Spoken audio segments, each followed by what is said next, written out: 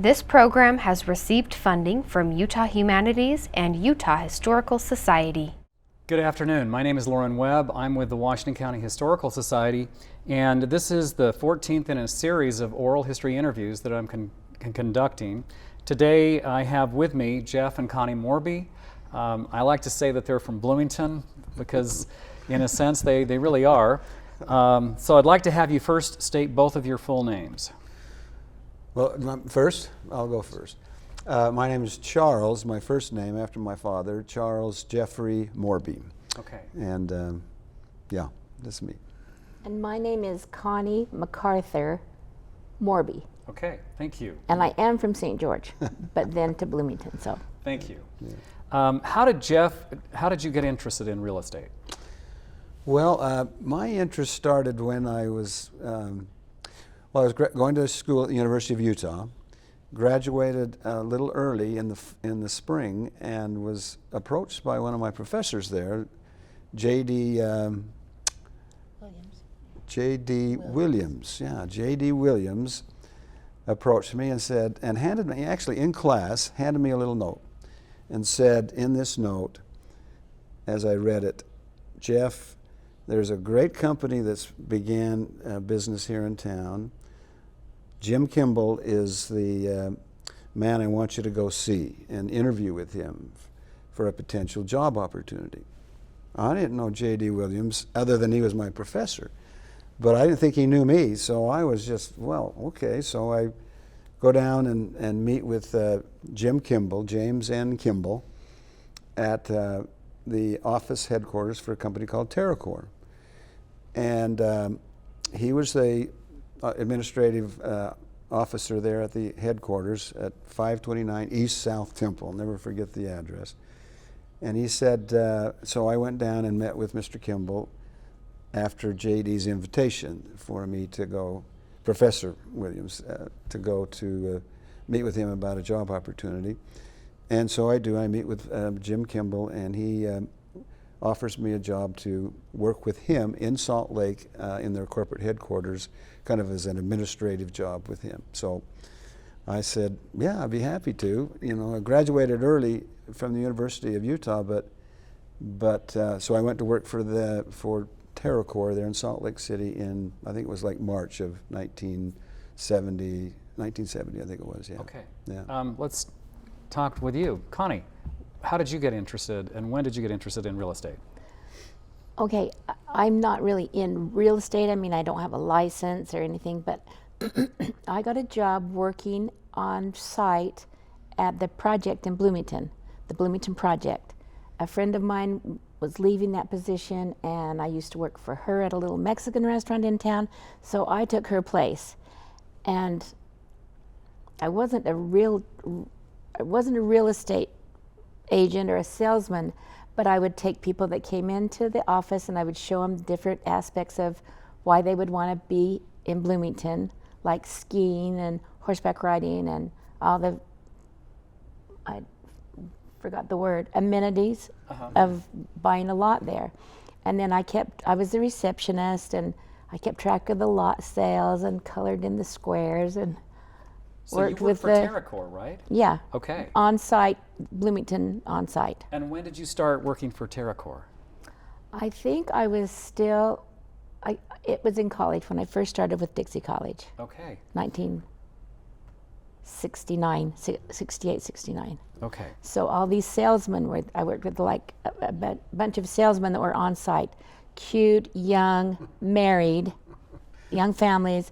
I mean, they were just ideal. Like, I just loved working with them, and I don't know, I just loved that job. That's just awesome. loved the job. Okay, so when did you obtain your real estate license? So I'll try and make this short. And maybe talk about your broker license as well. I'll do that. But so I'm in Salt Lake working for TerraCore, which developed Bloomington. It had 4 or 5 other communities around the country, back east, one in Texas and one in Canada. And so, but their main one was Bloomington in St. George. And also a place up in north called Stansbury Park, which was theirs. By Tooele. Yeah, by Tooele. So My situation was after I worked there in the office for a while, there was a little bit of a financial cutback when company wasn't doing quite as well as they had hoped in selling of lots and so forth, and the economy was kind of taking a dip for sure. So they had to let go of a lot of people, and but they kept me in the Salt Lake office there. And then Jim Kimball, who was my boss, said to me, "Hey, we want to send you to St. George, Utah." I said, "Well, where's St. George, Utah?" Kind of. I didn't know I was from northern Utah. And I said, "Well, okay." You know, I was kind of at a crossroads of, I wanted to go to law school, but I didn't know exactly if that was going to work. And so I said, yeah, this would be good. So packed my bags, got my little car, and drove to St. George. And What year was that? that was 1971. 1971. Yeah, Okay. So how did you two meet and get married? Well, should I tell you or should I want to hear from It both. might not be the same story. When I first saw Jeff, I was working at the Bloomington office, but I was going to go to Utah State. But I remember he came down with a girl who was Darling, and I thought he was pretty cute. But so it wasn't a big deal. He probably didn't even notice me or anything. But then after that, I went away to Utah State, and the salesman from Bloomington, one in particular, Guy Arnell, he says, "I want to line you up with Jeff Morby." So I was at Utah State when we got lined up for the first time. Yeah. And then, you know, he had other interests, I had other interests, and we were still interested in each other. And so it was kind of back and forth until I graduated and went back to St. George. And then he got transferred to St. George. We had dated once up here. Well, not up here. I mean, once in Salt Lake. Okay. And at Big H there, and had a nice burger and fries and whatever. That was after we were at Club 39, and he was trying to do the swim, and we had fun, but anyway, then we went to Big H. Yeah. So anyway, that's how we met. Then we dated a little bit, but then when I moved, she came back from school, was living back in St. George, and I moved to St. George and started working at Bloomington, running their rental program for overnight lodging at Bloomington for the second home. This is TerraCore. Yeah, for Okay. TerraCore, yeah. Wow. Yeah. Okay. So when did you guys get married? Well, so he came down there, and I was really confused about what I should do, so I moved back to Salt Lake for a minute. And then finally figured it out and came back home, and we got married. And then I was working for the school district office then. Okay. But I worked at Bloomington before there was a bridge, before the country club was finished. So I worked there in like the early stages. Before the Bloomington Bridge was I'd drive built? through they had a Wow. fleet of cars that we could use to tour people around. I didn't take tours, but if I needed to take something over to the golf shop, which I think was a trailer house at the time, the club, I would just drive through the river because they said I could and the river was low. Otherwise, I'd have to drive around the back way. But I love You to drove tell. through the river. I drove through it was in their cars, you know, they had a fleet. So I drove through the river. I love to tell my Wow. kids that story. Okay. So My dad, we married in February 2nd, and this February 2nd is our 50th wedding anniversary. Oh, wow. Yeah, so it's been 50 years since that monumental meeting of us back in 1971, and here we are. So describe your aspects of your family life and raising your children. How many children? Well, we have been blessed with 6 children, 3 boys and 3 girls, and you know, when I first got here, I noticed all the families when kids were graduating from school and so forth, they were leaving town to find a job. And right now for us, all 6 of our children live here in St. George, and all of them have families and good employment, and are doing well in the community, which at the time when I moved here was like 7,500 people in St. George. And now, you know, the numbers are what, 150 to 175,000. Right. One stoplight. When I pull into town, I hit one stoplight at Main and St. George Boulevard, and it was actually flashing, I think. And then took a left down Main Street and found my way out to Bloomington. So Yeah, I wanna remember change. that one stoplight Yeah, as well. I want to change. Who were the principal persons who developed TerraCore? Well, I worked directly with James N. Kimball. He was the secretary treasurer of the company, TerraCore. But at three businessmen in Salt Lake, Roger Boyer, Franklin Johnson, and Ellis Ivory, were the founders of a company called Johnson Land Company. And that land company then merged and then created a company they called TerraCore Corporation, and it became the developer of Bloomington, Bloomington Hills, and several other communities around the country. But its main focus at the time was Bloomington. They wanted to have that to be kind of their premier project to show, investors and the financing world that what they could do and how successful they could be. Those three men are unbelievable. Roger Boyer now is amazing up in Salt Lake, and Ellis Ivory, of course, is one of the larger, if not the largest, real estate companies in the state.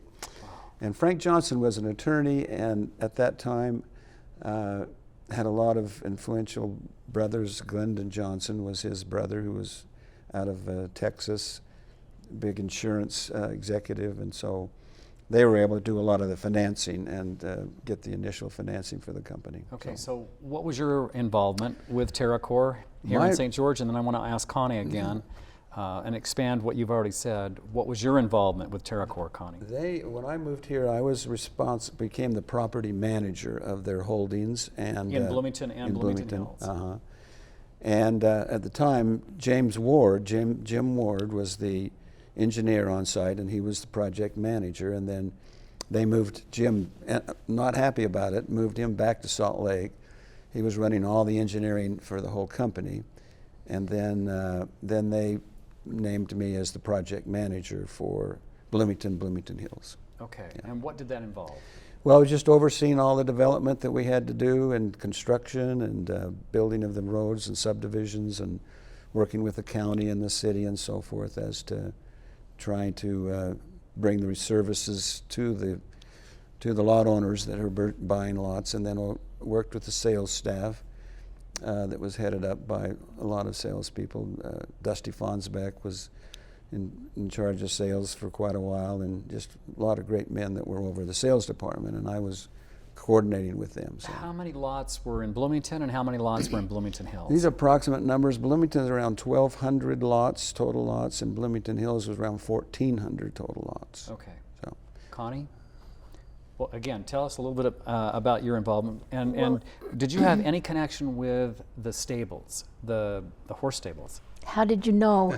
Because if you did, I really want to hear about the horse stables, because nobody remembers the horse stables. Oh, yes, I remember him so well. Right. Okay, I was the receptionist in the sales office, and the project office was just right next door. We'd just walk across the lawn, and it was so fun. They had all these things that you could do, and since I worked there, I could do the same thing, like boats over in Lake Powell. We could go take the ski boats for a weekend or something. I could ride horses in the stables where the Bloomington School is now. There was a beautiful riding stable, and I always wanted to be a cowgirl, so I'd love to go there. I'd take my brother, my friends, and they were basically trail horses. But one day I took one of the workers there was working on a horse, trying to make him nice. And so I had my friends with me. A couple of friends would come down from school, because I'd still work there on summertime and that kind of stuff. So I said, I want that horse. I think it was Finley John. Do you remember Finley John? He lived with the Andresses. Anyway, he was. Oh yeah, I do. He was working on that it, and I said, yeah. I want that horse that you're working with. And he was so shy and so nice. Okay. And so I got on that horse, and my friends got on theirs. And the minute I got on that horse, he ducked his head and took off. You know how they kind of rear their head, and he took off out. There was a kind of a stable thing like this. Entry to the stables. He took off and started running down the side of the road, which goes toward the river. And I was so scared. I don't think he bucked me off. I think I fell off because he was running so fast and I was so scared. But basically, my dad beat the ambulance there, and I ended up in the hospital for a minute or two. Had a, I don't know, concussion and a few scrapes, a few stitches. But so that is my stable story, and I just love the stables, and it makes me sad to think that, I mean, I love the schools there. Our kids went there, but the stables, it was beautiful stables, and it was just a fun thing for us, for me. How tall were those stables? How tall? Yeah, they were pretty tall, weren't they? They were tall. Well, yeah, because they had a thing over the front, but the stables, it was beautiful. It was just like you'd see on a TV show. I mean, it was really beautiful, and to see them taken down, it was sad. But No.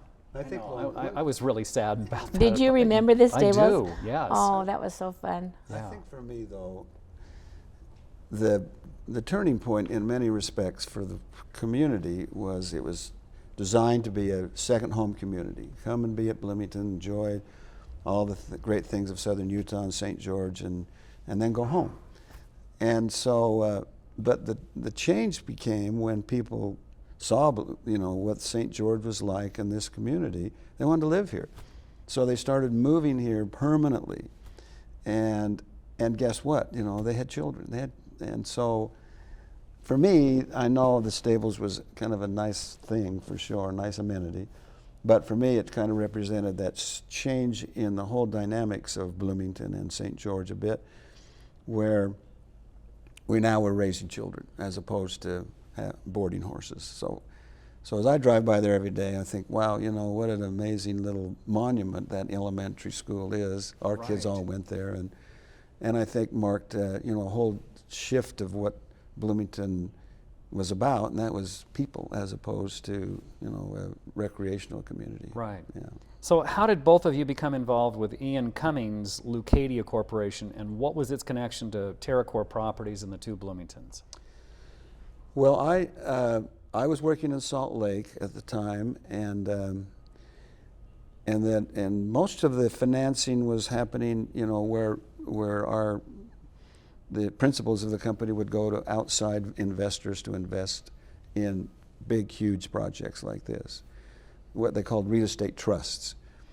And they funded the development and over time, because it takes a lot of time to do what you do and then sell the end product. And so that's really what got TerraCore into trouble, was we got so spread out. And then in 1971, well, excuse me, 1980, 78, 79, economy took a dip. The market was, everything went south as far as development was concerned. And the only thing that really could happen, frankly, to save what we were doing was to file a Chapter 11 bankruptcy. And so TerraCore did. And as they did that, the court got involved, and the court demanded that the administration of the company change. And so Roger Boyer, Ellis Ivory, Frank Johnson all moved on to other things, and Ian Cumming was named pretty much by the court to come and replace those administrative jobs, the executives, and run the company during those difficult times. He basically came we came from Boston, and we had borrowed some money from his institution, and he really came to protect their interest, as I understand it. Now, I'm not privy to all of that info, but that's why he came, and he basically started doing things that would allow us to walk through that bankruptcy and then come out and provide what we had sold to people, their lot they could build on, that it wasn't going to become a desert wasteland. It was going to be a home that they could build on those lots. And I think from that point of view, he did an amazing job. Yeah. Okay. How did that tie in to Bloomington and Bloomington Hills application or proposal to the city of St. George to become annexed into the city of St. George? And did both of you support the annexation or oppose the annexation? Well, I was basically given the charge to locally administer the needs to make that happen, and so that was a challenge, because a lot of people in Bloomington bought Bloomington. They came here because it was out and away. It was way down the road. pretty much on its own, and that's what they wanted and liked, and so annexation wasn't what they wanted. But the reality was we could not survive or continue onward without water. And we didn't have any resources to go find the water and to develop the water to serve the community. We just didn't have it. You had to get the water from the city of St. Yeah, George. we bought the water from the city when we were in the county.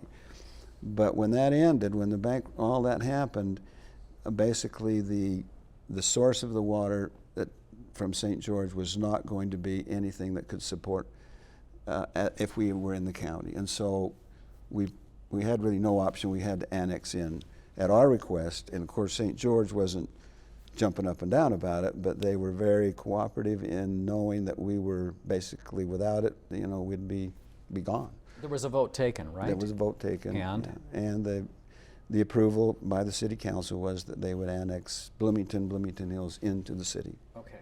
Thus solving the water issue, which meant the city had to go out and shore up their water resources, but they did have the water to serve both those communities. Okay. Can you talk just briefly about Ron Thompson and Ralph Atkins' involvement with this about this time?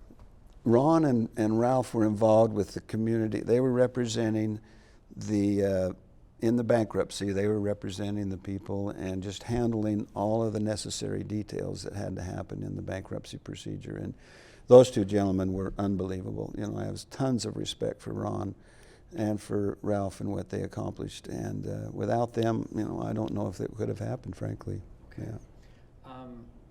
Tying into this, Dixie Escalante REA comes into play somewhere along here because they provided the power, electrical power, for Bloomington and Bloomington Hills.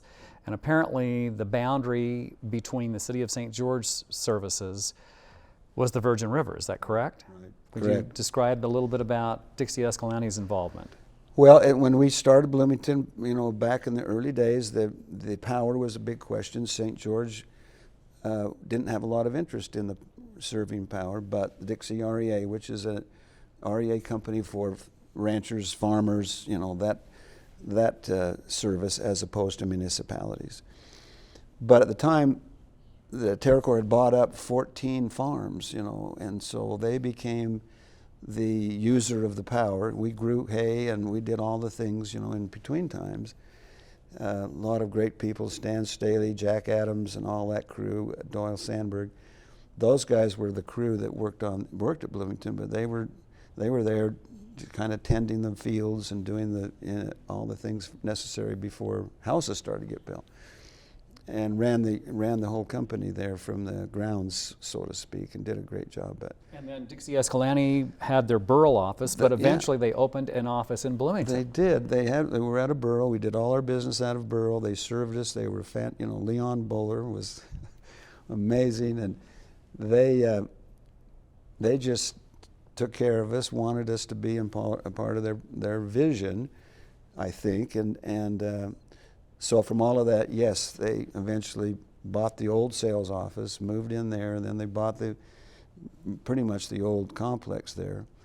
And the old TerraCorp complex became Dixie Escalante. Interesting. And they tore it down and built their building now that they're in and administer, from the rest of their services, which is, not only us, but now all of Washington, a lot of Washington fields and out through the old farms that irrigated. Yeah. Right. So their power is very reasonable and, nationwide, frankly, probably one of the lowest, very, very efficient, amazing group of men that run that company now. Yeah. Okay.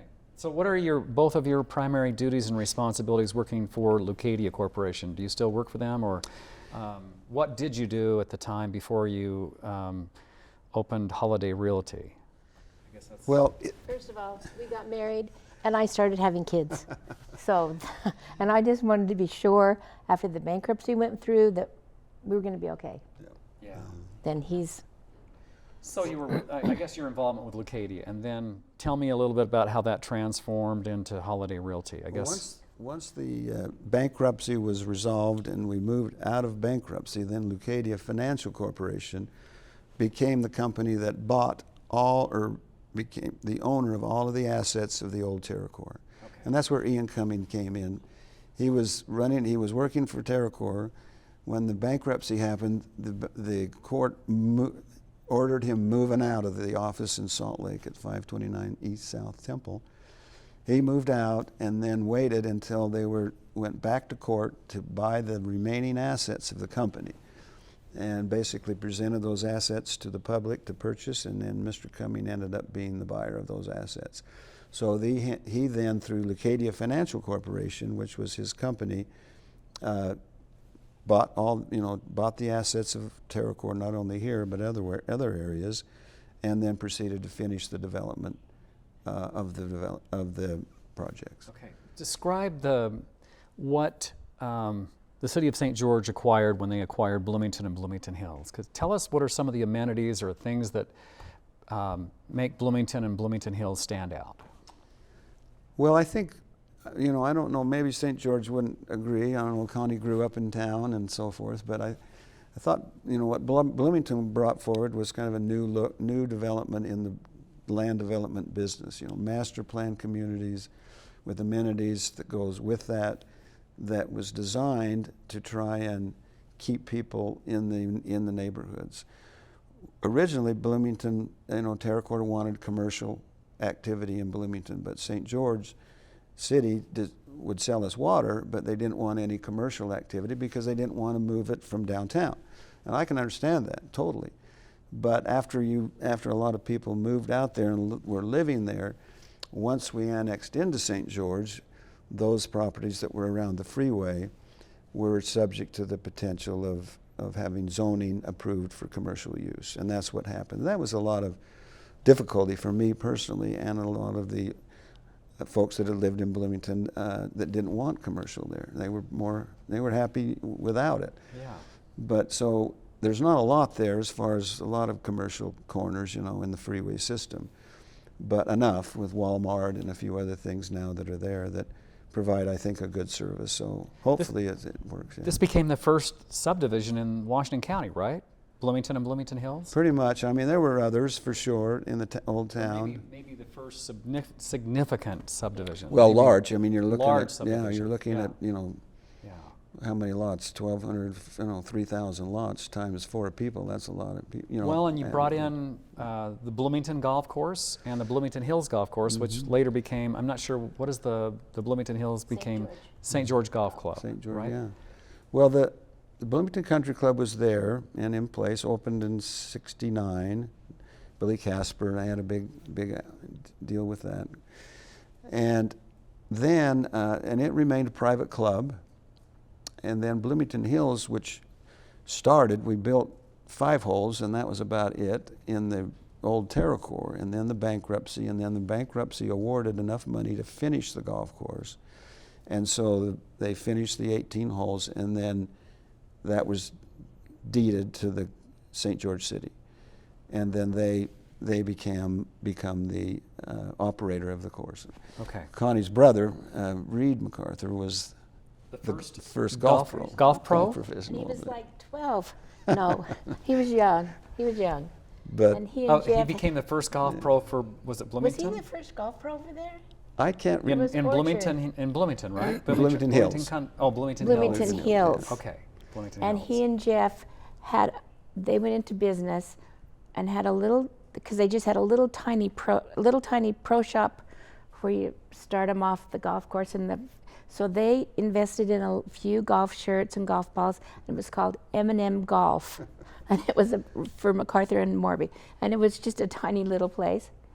And then somebody stole everything or broke into it, or I don't know what, but then they built the big one. It was kind of a temporary arrangement before that, until the clubhouse got built, which was done through the bankruptcy. They had money to build the clubhouse. Yeah. So when did you both open Holiday Realty?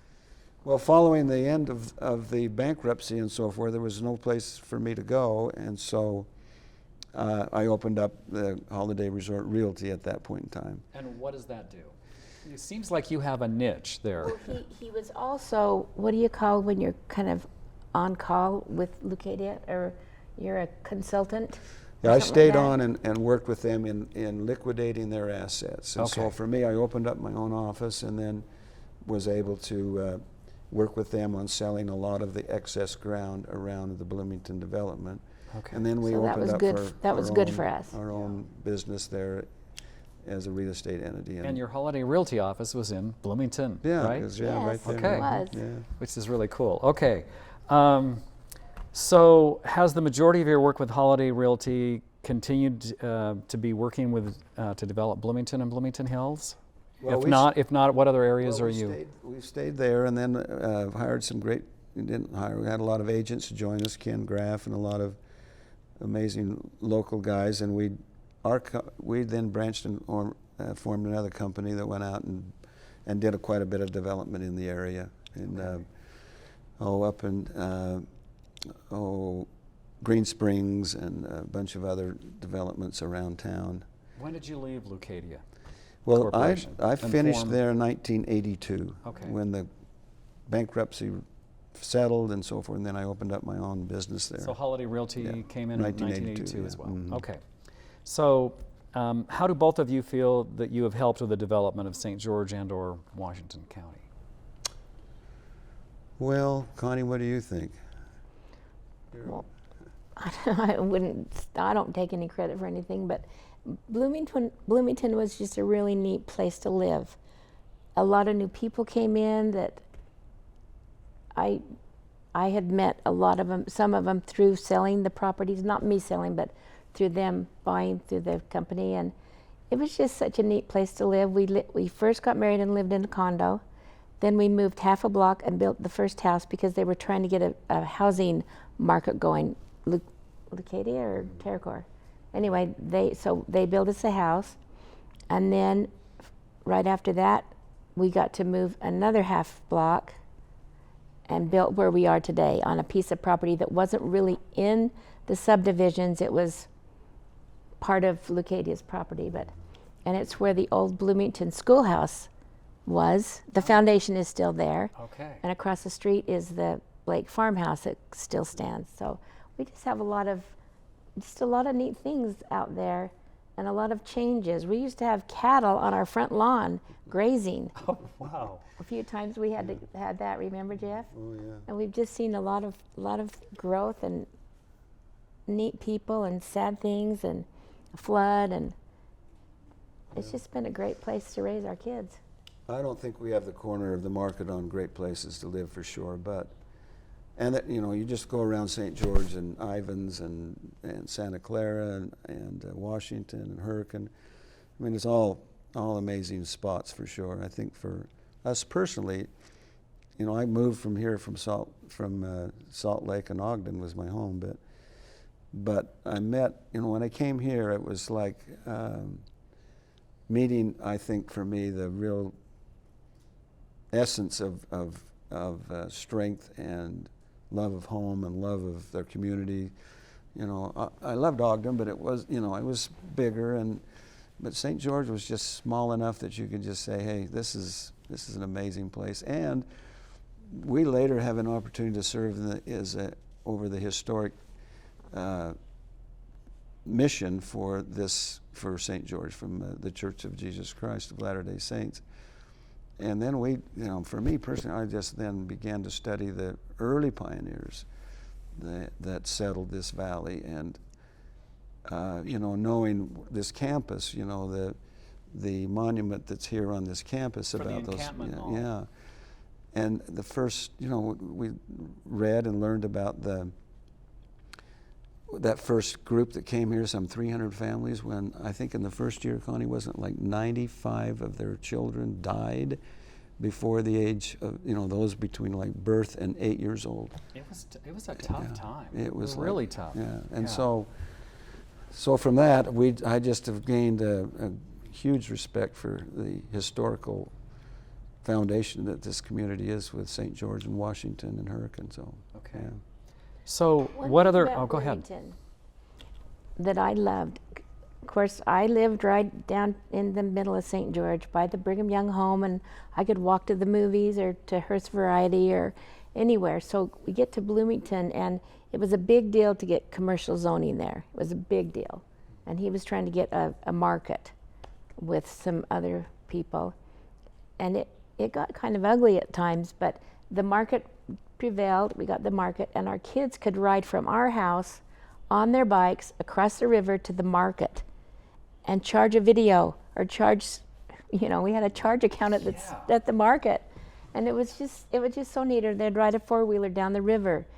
The kind of things that I did, that you could feel safe, and I don't know, it was just such a neat growing up for the kids, and then to have the school right there. And I would be remiss if it just came to me for sure that, Atkinville, which was another historic town, and really Ralph Atkin and his family, and they were, Ralph in particular was a great supporter of Bloomington, and for us it was huge because here he was, one of the founding families of this area, and supported. He lives in Bloomington, has done, and just has been an amazing support of what I think we were about, which was to have a place for people to come and love and enjoy and raise their families. So, Right.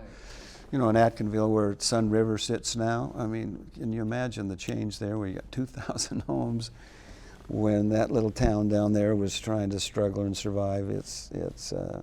It's a miracle to me, I'm afraid. Really is. Yeah. So what other civic or religious organizations do you participate in, if any?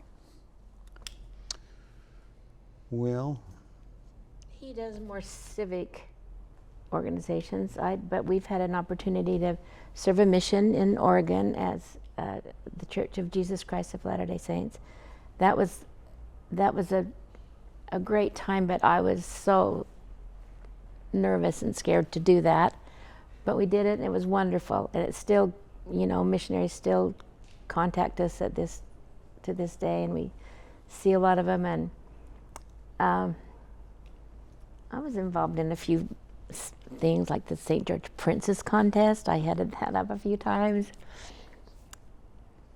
But he's the one. I mostly was at home tending the kids. I mean, I graduated from the University of Utah in political science, so I thought I wanted to be involved in that world as far as politics, and I enjoyed it. Frankly, I loved working with the city council and the county commission, and respect them a lot for their jobs and what they do.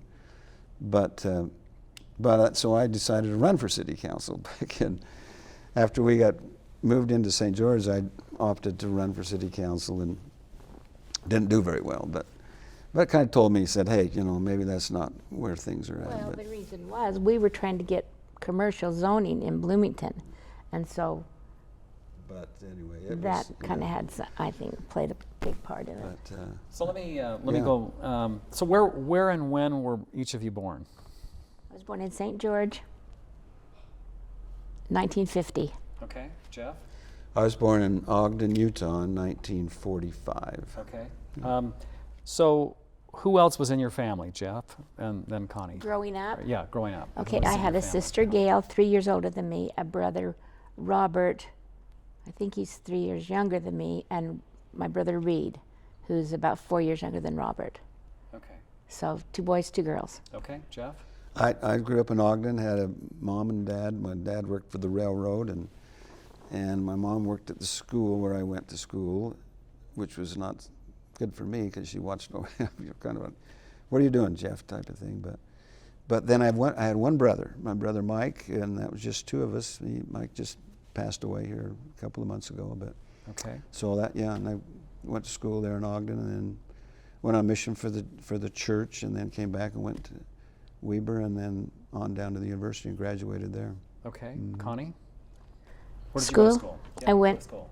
I graduated from Dixie High School, class of 68. Okay. Rah. All right. And then I went to Dixie College, Dixie Junior College, and then I went up to Utah State and graduated from Utah State Okay. in fashion merchandising, meaning I wanted to be a buyer for a store. My mom worked at Evelyn's Dress Shop, which you probably know, for Yep. a long, long time. So I'd get to go there and I'd model in their fashion shows, or I'd get to open the clothes that they had just ordered, and I even got to go to market with Evelyn. So I just wanted to do that. I thought that'd be so great.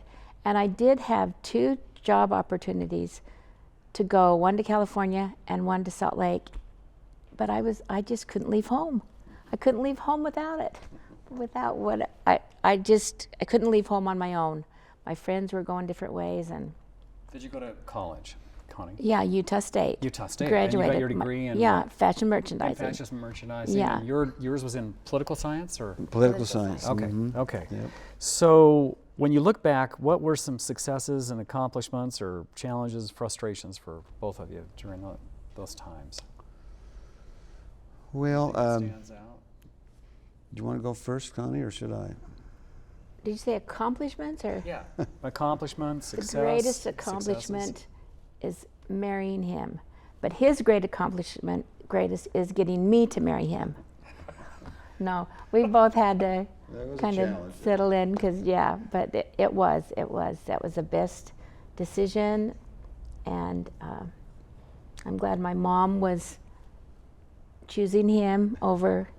Anyway, I decided early that I had to be approved by the mom, you know, her mom, which is now 97 years old, still alive with us. She's in a beehive home, but just amazing. And so once I thought I had her kind of liking me and so forth, I was confident, even though Connie was kind of giving me a hard time. But I knew if I was patient, I'd be fortunate enough to have her to marry me. So. That's great. So as you look back over your lives, what would you like to be remembered for?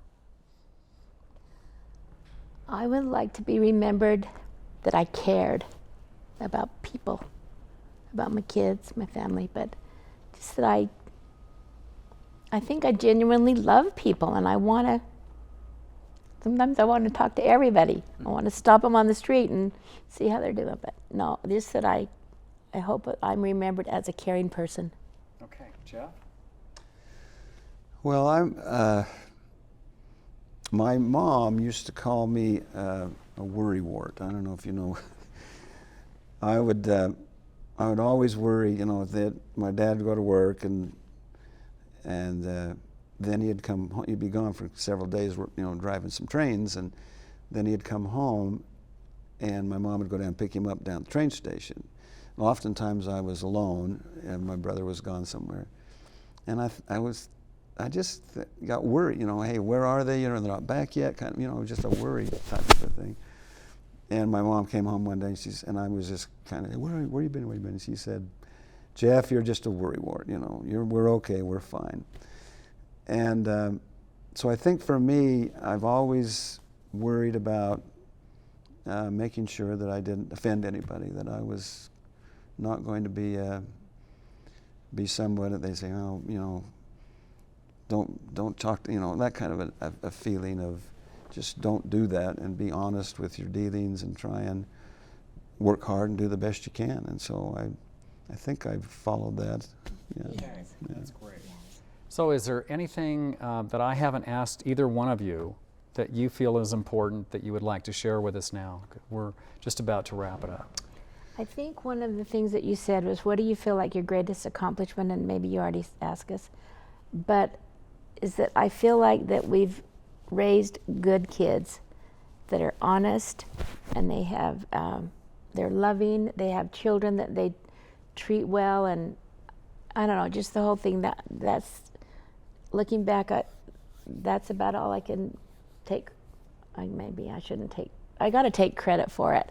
I was in there, I was doing it, but I'm just so proud of my children. I'm happy with how they act and treat people and treat each other, their spouses, and anyway, Okay. that's. Okay, Jeff, anything else? Well, for me, I think, first of all, let me thank you, Loren, because we've known each other for a long time. Yes, we have.